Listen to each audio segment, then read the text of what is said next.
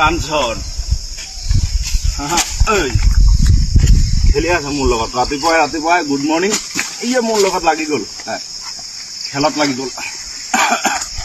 চাক ইয়ে চাক পৰি গ'ল মোৰ ভৰিৰ ওপৰত চাইছে এই মোৰ গোটেই গাল লেতেৰা কৰি দিলে ৰাতিপুৱাই ইয় ভৰি দুখ পাই আছো ক'ত ভৰি ভাঙি যাব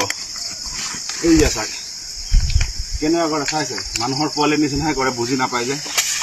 যা মোক লেতেৰা কৰিলি ৰাতিপুৱাই